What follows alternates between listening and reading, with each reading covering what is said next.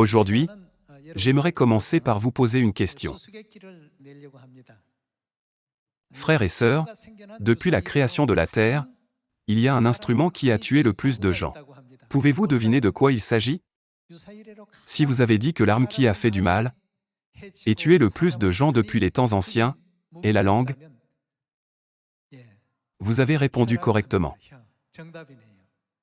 Il semble qu'il n'y ait pas d'énigme non résolue pour nos membres de Sion. Puisque vous avez reçu tant de sagesse de Dieu, vous trouvez toujours la réponse rapidement. En effet, la langue est ce qui a tué le plus de gens. Nous devrions donc faire très attention à notre langue, n'est-ce pas? Père Céleste et Mère Céleste nous ont toujours enseigné à dire des paroles qui profitent aux autres et à rendre continuellement grâce. Par conséquent, aujourd'hui, prenons le temps d'étudier la parole de Dieu, avec le sermon intitulé « Un homme aura semé, il le moissonnera aussi ». Si la langue est ce qui tue le plus de gens, alors, par quoi le plus de gens peut-il être sauvé? Encore une fois, ce serait la langue, si elle est utilisée correctement. N'y a-t-il pas une expression, une épée à double tranchant?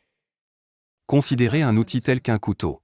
Lorsqu'il est mal utilisé, il peut faire beaucoup de mal à quelqu'un. Pourtant, lorsqu'il est utilisé correctement, il devient un outil précieux, qui peut servir de bons aliments nutritifs à votre famille. Ainsi, lorsqu'il est utilisé dans un but positif, il peut être considéré comme un outil très important. Cependant, s'il n'est pas utilisé correctement, il peut se transformer en une arme terrifiante. Aujourd'hui, prenons le temps d'étudier où se trouve vraiment la volonté de Dieu à ce sujet. Jetons un œil à l'enseignement de Dieu dans Galates chapitre 6, verset 7.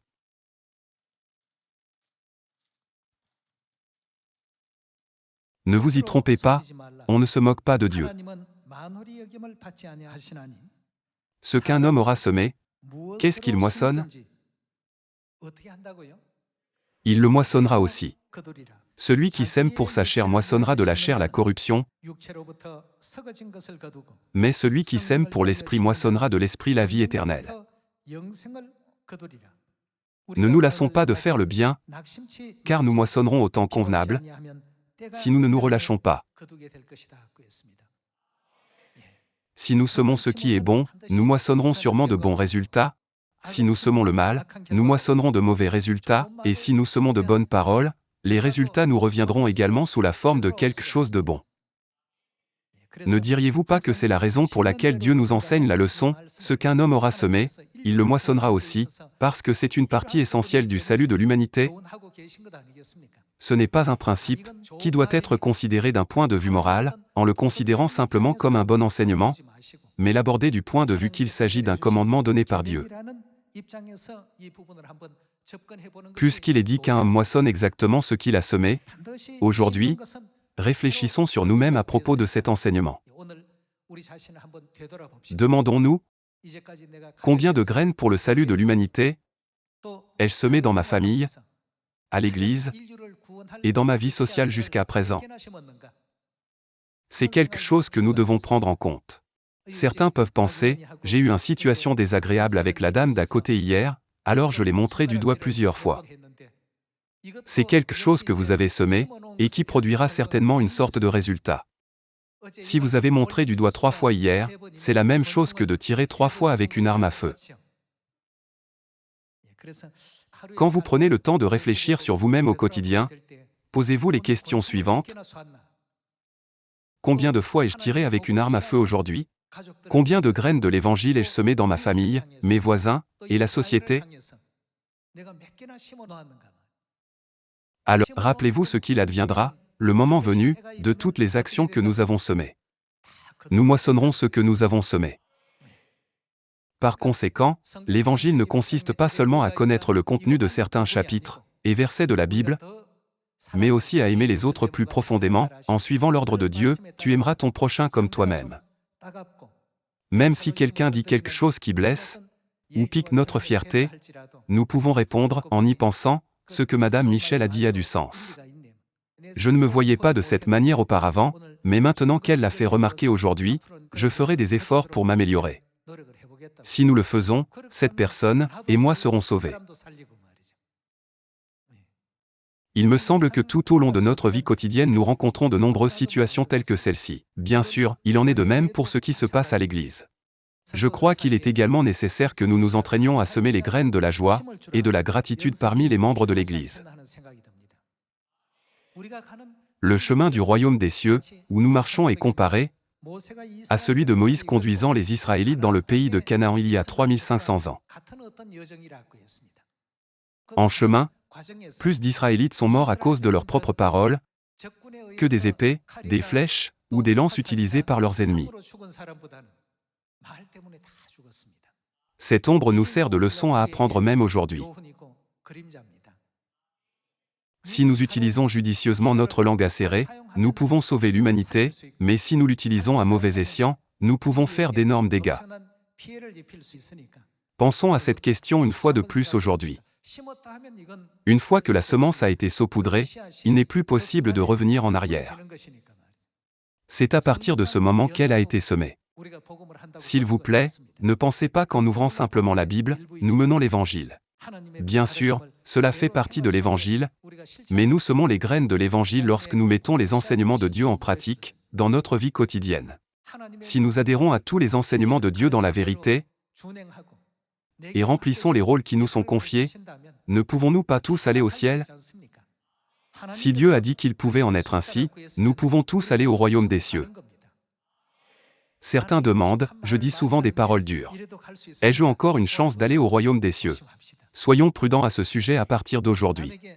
Certains demandent, je tire des balles spirituelles qui font du mal aux autres tous les jours. Puis-je toujours aller au ciel? Soyons prudents à partir d'aujourd'hui. À partir d'aujourd'hui, changeons les balles en graines de l'Évangile. Nous devons semer beaucoup de belles graines de vie autour de nous. Voyons 1 Corinthiens chapitre 10, verset 1.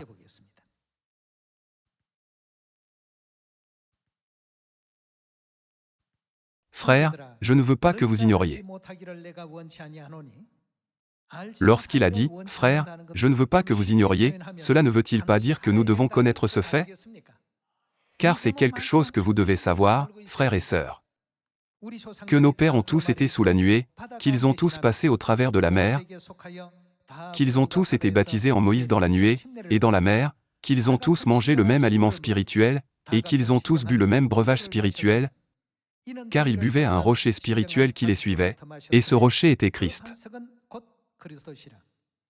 Mais la plupart d'entre eux ne furent point agréables à Dieu.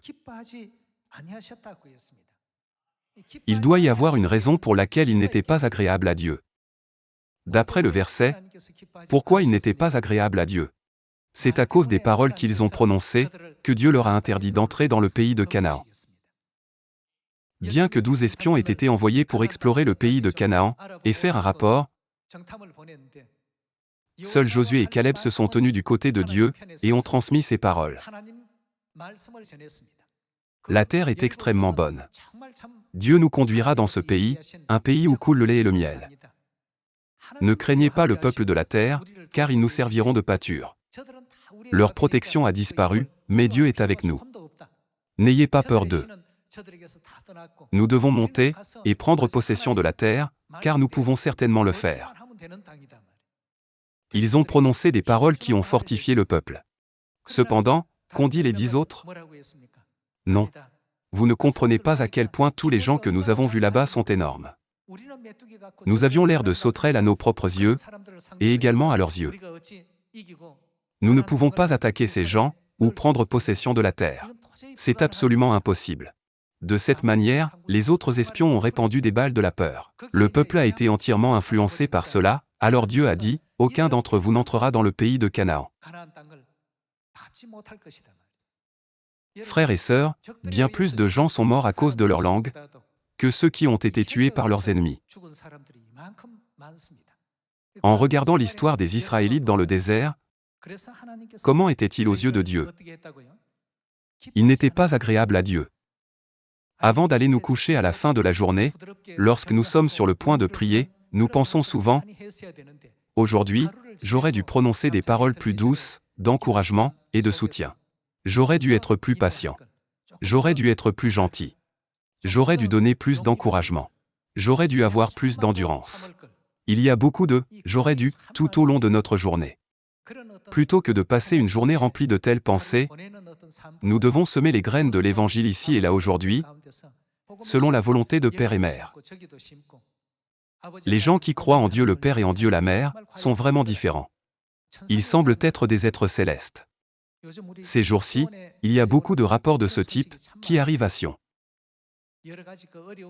Même dans diverses conditions de vie difficiles, nous devons toujours écouter la parole de Dieu et rester joyeux et reconnaissants.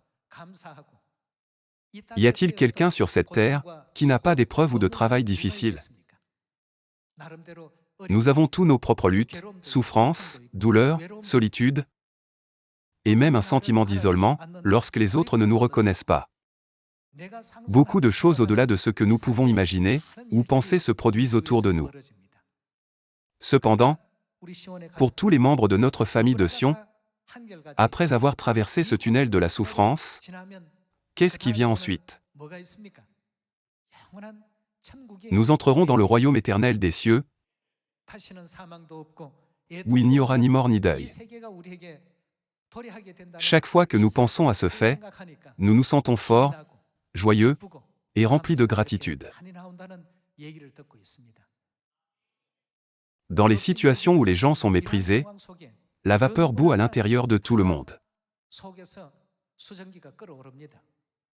Cependant, Dieu nous enseigne, soyez lents à la colère, soyez patients, endurez. Une fois que nos émotions sortent comme une bouteille de soda secouée, elles deviennent incontrôlables à partir de ce moment-là. Plutôt que cela, en tant qu'enfants de Dieu, nous devons exercer plus de maîtrise de soi, et nous demander, quel genre de semences dois-je semer en ce moment, qui serait bénéfique pour l'Évangile? Si vous pensez ainsi, vous serez agréable aux yeux de Dieu. Qu'ont dit Josué et Caleb? N'écoutez pas les paroles des 10 espions. Notre Dieu n'a-t-il pas séparé la mer Rouge, et n'a-t-il pas fait s'agenouiller le pharaon d'Égypte, le roi d'un pays si puissant? Dieu nous aide. N'avez-vous pas été témoin de cela jusqu'à présent? Ne regardons-nous pas les étonnantes œuvres surnaturelles de Dieu, qui nous guide avec une colonne de nuée le jour et une colonne de feu la nuit? Josué et Caleb ont continué à semer les graines de la vie.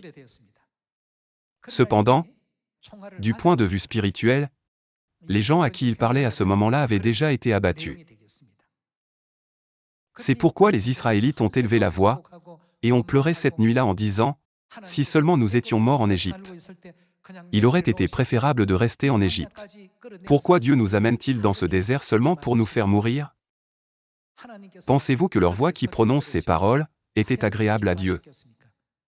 Pendant plus de 400 ans, ils ont crié, « S'il vous plaît, libérez-nous de cette vie d'esclavage. » Dieu a entendu leurs prières, il a entendu leurs cris, de génération en génération, jour et nuit, et les a fait sortir d'Égypte, vers la terre promise où coule le lait et le miel.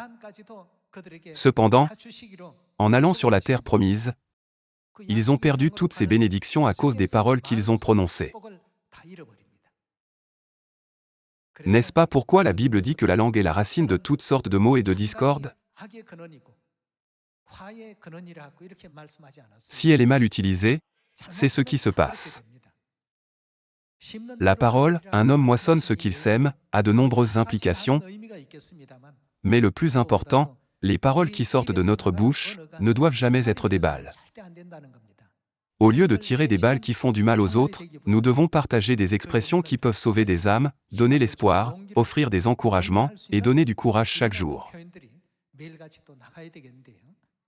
Par conséquent, dans 1 Corinthiens chapitre 10, nous pouvons trouver une liste de choses qui n'étaient pas agréables à Dieu. Verset 7. Ne devenez point idolâtres, comme quelques-uns d'entre eux, selon qu'il est écrit, le peuple s'assit pour manger, et pour boire, puis ils se levèrent pour se divertir. Ne nous livrons point à la débauche, comme quelques-uns d'entre eux s'y livrèrent, de sorte qu'il en tomba 23 000 en un seul jour. Ne tentons point le Seigneur, comme le tentèrent quelques-uns d'entre eux, qui périrent par les serpents. Ne murmurez point, comme murmurèrent quelques-uns d'entre eux. N'ont-ils pas tous été mis à mort, parce qu'ils ont murmuré? Les murmures, c'est ce que nous faisons avec notre langue. Qui périrent par l'exterminateur. Ces choses leur sont arrivées pour servir d'exemple, et elles ont été écrites pour notre instruction, à nous qui sommes parvenus à la fin des siècles. Ainsi donc, que celui qui croit être debout, prenne garde de tomber.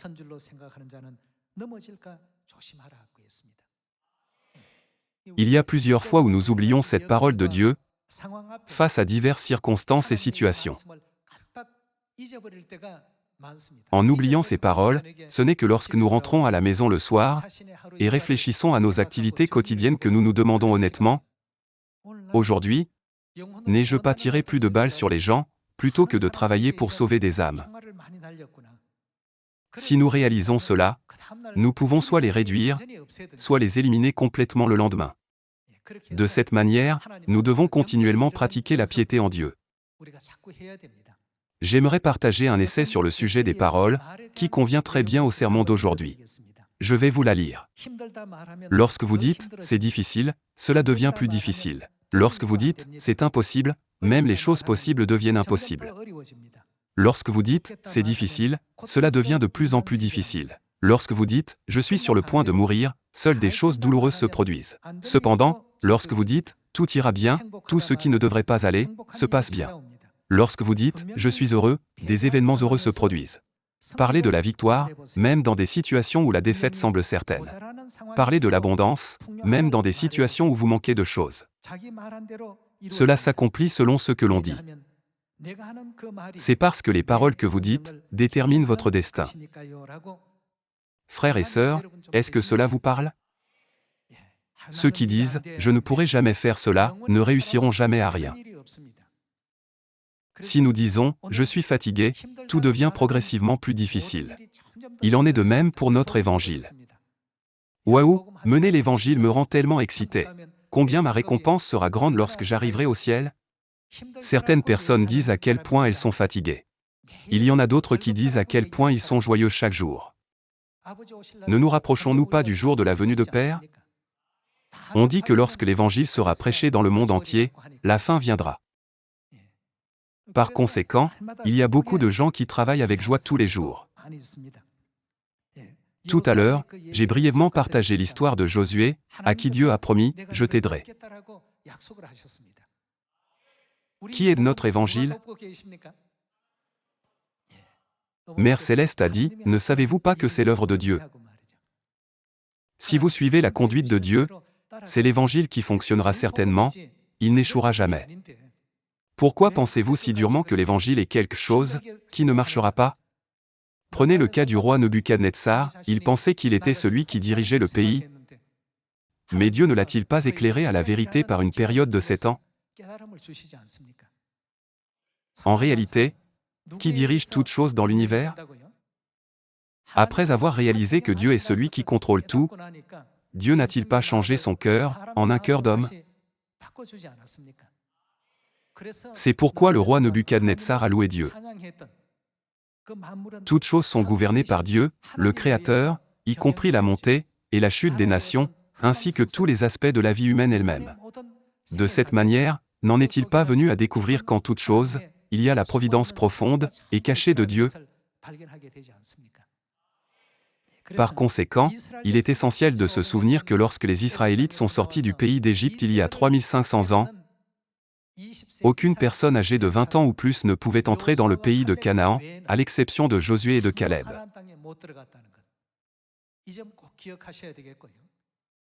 La principale raison pour laquelle ils ne pouvaient pas y entrer était à cause de leurs paroles. Gardons cela à l'esprit, et regardons toujours le bon côté des choses. Ne sommes-nous pas actuellement dans le processus où Dieu nous conduit au royaume des cieux, qui est plus brillant que le soleil?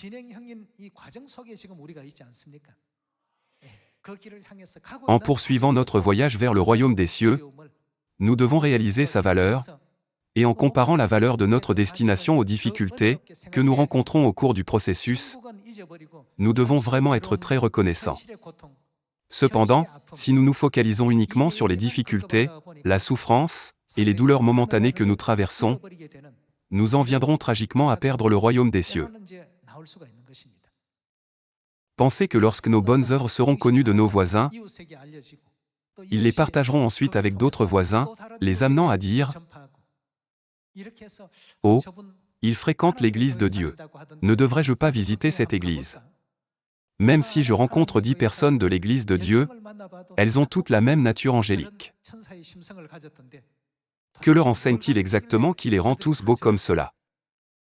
Lorsqu'ils viennent, ils trouvent les enseignements de Père gracieux et les enseignements de Mère beau. Frères et sœurs, chacune des actions que nous entreprenons dans notre vie quotidienne à l'extérieur fait également partie de l'Évangile.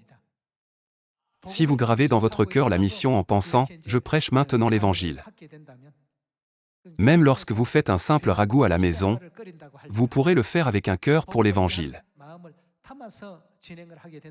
Alors, comment Dieu répondra-t-il à ce que vous semez? Dieu a dit que vous récolterez sûrement ce que vous semez. Un mari est allé dans un restaurant et a commandé un ragoût pour le déjeuner et l'a trouvé trop salé et sans goût par rapport à celui que sa femme fait à la maison. Donc, il a pensé, quand je terminerai mon travail aujourd'hui, je devrais acheter des fleurs et au moins exprimer ma gratitude à ma femme. Et il a dit à sa femme, je suis désolé de la négligence avec laquelle je vous ai traité tout ce temps. Je dois également aller partout où vous allez, et avec cette résolution, il a finalement visité l'église, a reçu le baptême, et a accepté la vérité.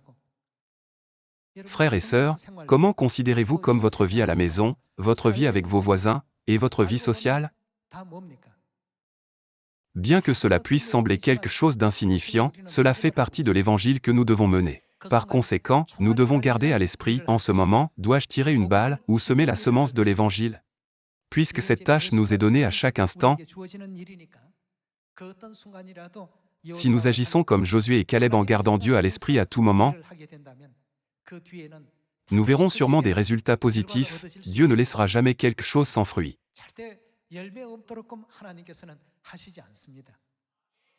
Voyons 1 Samuel chapitre 17, verset 31.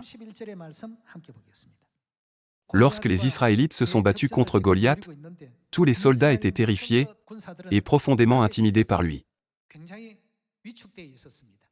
Leur morale était extrêmement bas, et bien que Goliath parle imprudemment de Dieu, personne ne s'est levé contre lui dans cette situation critique. Voyons le verset 31. Lorsqu'on eut entendu les paroles prononcées par David, on les répéta devant Saül, qui le fit chercher. David dit à Saül, que personne ne se décourage à cause de ce Philistin. Ton serviteur ira se battre avec lui. Saül dit à David, tu ne peux pas aller te battre avec ce Philistin, car tu es un enfant, et il est un homme de guerre dès sa jeunesse. David dit à Saül, ton serviteur faisait paître les brebis de son père. Et quand un lion ou un ours venait en enlever une du troupeau, je courais après lui, je le frappais, et j'arrachais la brebis de sa gueule. S'il se dressait contre moi, je le saisissais par la gorge, je le frappais, et je le tuais. C'est ainsi que ton serviteur a terrassé le lion et l'ours, et il en sera du Philistin, de cet incirconcis, comme de l'un d'eux, car il a insulté l'armée du Dieu vivant. David dit encore, l'Éternel, qui m'a délivré de la griffe du lion et de la patte de l'ours, me délivrera aussi de la main de ce Philistin.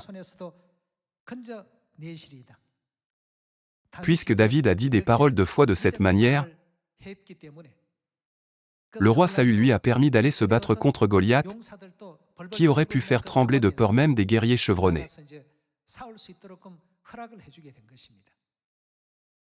Qu'a dit David lorsqu'il a affronté Goliath? Il ne se vantait pas de lui-même en disant « Mes compétences avec ma fronde sont exceptionnelles. Je fais cela depuis des années. Je peux certainement vaincre quelqu'un comme vous. » Au lieu de cela, il a dit « Tu marches contre moi avec l'épée, la lance et le javelot, et moi, je marche contre toi au nom de l'Éternel, en croyant qu'il me protégera fermement et m'accordera la victoire. Tu marches contre moi avec l'épée, la lance et le javelot, et moi, je marche contre toi au nom de l'Éternel. » En disant cela, il a jeté une pierre et l'a frappé au front. La pierre aurait pu être légèrement inclinée et virée d'un autre endroit, mais les anges l'ont dirigée directement sur son front. Dieu n'a-t-il pas fait en sorte que la pierre frappe exactement au front?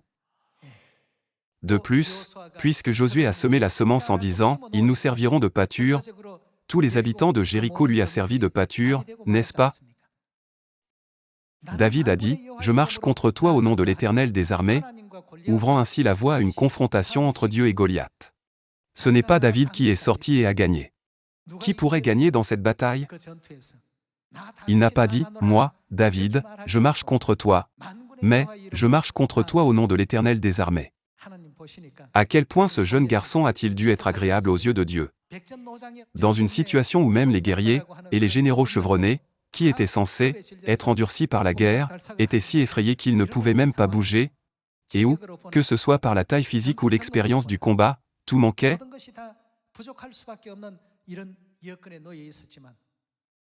Ce sont ces paroles de foi de David qui a été agréable à Dieu et l'a ému.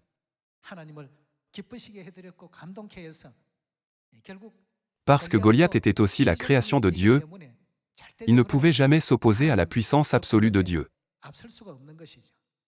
En fin de compte, cette seule déclaration a conduit au résultat remarquable de sauver Israël de cette époque de trouble. Dans Romains chapitre 15, Dieu nous a enseigné que tout ce qui a été écrit d'avance l'a été pour notre instruction. En regardant ces récits historiques, nous devons faire un choix sage, semer les graines de l'Évangile ou tirer les balles qui détruiront l'humanité. Ne devrions-nous pas toujours considérer le fait que nos choix momentanés peuvent influencer l'éternité? Continuons avec Matthieu chapitre 12.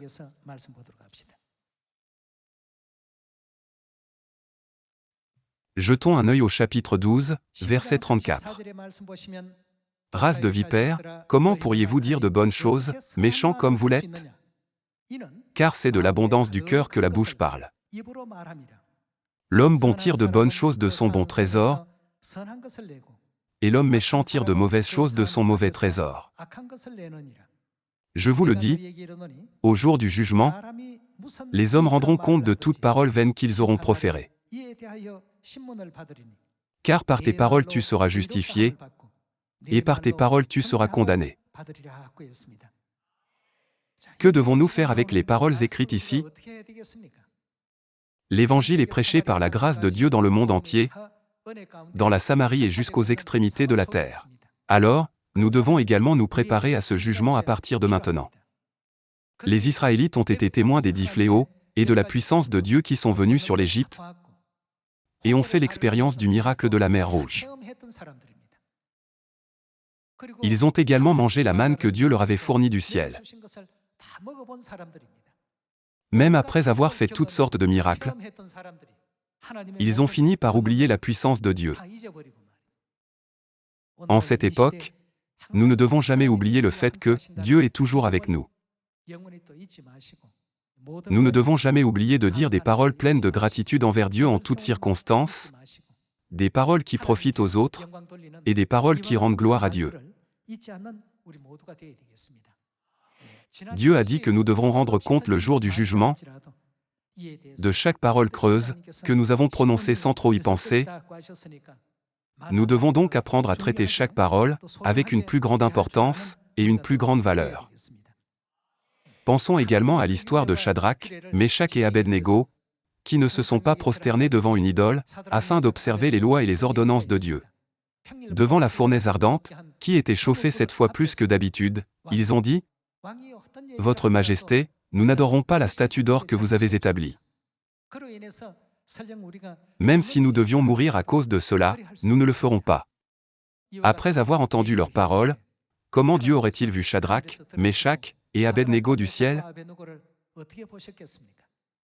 Ils n'ont pas cligné des yeux même face à une telle situation effrayante et terrifiante qui se déroulait devant eux. Ils ont dit, « Si nous sommes jetés dans le feu ardent, notre Dieu nous en délivrera certainement. Même si Dieu a une raison de ne pas le faire, nous n'adorons pas l'image que vous avez créée. » Ils étaient agréables à Dieu, et lorsqu'ils ont été jetés dans la fournaise ardente, pas un seul cheveu de leur tête n'a été brûlé. Le roi fut très étonné, et il les appela pour les examiner, et les confirmer, mais ils ne ressemblaient pas à des gens qui avaient été dans le feu.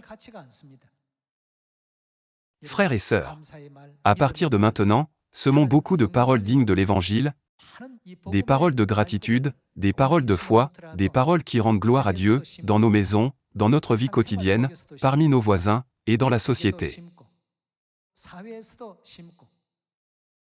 Ce faisant, que nos lèvres deviennent des instruments pour prêcher et faire connaître à tous les gens à quel point les enseignements du Christ Anne Sanron et de Mère Céleste la Nouvelle Jérusalem sont vraiment grands. De cette manière, portons beaucoup de beaux fruits. À partir d'aujourd'hui, lorsque vous rentrez à la maison et que votre mari dit qu'il a du mal, consolez-le. Si votre femme dit qu'elle a du mal, réconfortez-la. Dire « c'est difficile encore et encore » ne fait que rendre les choses plus difficiles. Alors, à partir d'aujourd'hui, changeons la façon dont nous parlons dans notre famille. Au lieu de dire « je suis épuisé », disons « je suis plein d'énergie parce que je travaille pour ma famille ». Parlons tous ainsi entre nous. S'il y a quelqu'un qui dit toujours « je ne peux pas le faire », c'est impossible, remplaçons ces paroles par « pourquoi ne puis-je pas le faire ?» Ce n'est qu'un processus. Dieu a créé le monde de telle manière que toutes les paroles prononcées peuvent s'accomplir comme elles sont dites. Puisque Dieu a créé les cieux, la terre, et toutes choses avec ses paroles, nous devons choisir avec soin les paroles que nous disons. Ces paroles ne créent-elles pas certains résultats au moment où nous parlons? Il vaut mieux ne pas dire que quelque chose est difficile, car vous moissonnerez exactement ce que vous semez. Ceux qui disent que c'est difficile, diront que c'est encore plus difficile le lendemain. C'est parce que les conditions qui les entourent sont créées selon leurs paroles. Par conséquent, ne prenons pas à la légère les paroles de Dieu, un homme moissonne ce qu'il sème, et gardons toujours à l'esprit les paroles de Jésus-Christ. Comme je vous ai aimé, vous devez de même vous aimer les uns les autres. L'avenir qui nous attend n'est-il pas des dizaines de milliers de fois plus glorieux que le contenu de n'importe quel conte de fées rêvé par les gens du monde? Dieu ne nous a-t-il pas déjà désignés à la position du sacerdoce royal dans le ciel? Nous allons dans un monde si merveilleux où tout est possible, mais nous l'oublions tout à cause des questions insignifiantes de cette terre. Dieu aurait pu permettre aux Israélites d'entrer dans le pays de Canaan en seulement 4 jours. Cependant, la volonté de Dieu a dû être de les conduire à travers le désert pendant 40 ans. Dans notre propre intérêt, c'était la volonté profonde de Dieu de nous enseigner une leçon sur ce que seraient les résultats si nous prononcions de telles paroles comme ils l'ont fait il y a 3500 ans. En pensant, chaque parole que je dis aujourd'hui est pour l'Évangile. Utilisons fréquemment des paroles fidèles comme « vous pouvez le faire ». Partageons beaucoup d'encouragement, réconfortons là où c'est nécessaire, et disons généreusement des paroles de soutien là où des encouragements sont nécessaires. J'espère que tous les membres de notre famille de Sion pourront le faire. N'oubliez pas que chaque parole que nous prononçons est en effet la semence de l'Évangile qui est semée ce jour-là. Une fois que nous l'avons plantée, nous ne savons peut-être pas si elle fleurira demain ou après-demain, mais l'acte de semer la graine est important. Trop de graines d'ivraie sont semées dans ce monde. Je vous demande de nouveau de faire tous les efforts possibles afin que davantage de vraies graines des paroles de Dieu puissent être semées. Et restons toujours forts. Vous souvenez-vous de la parole de Dieu dans Ésaïe chapitre 41? « Je te fortifie ». Dieu n'a-t-il pas souligné cela? Il a dit « Je viens à ton secours ».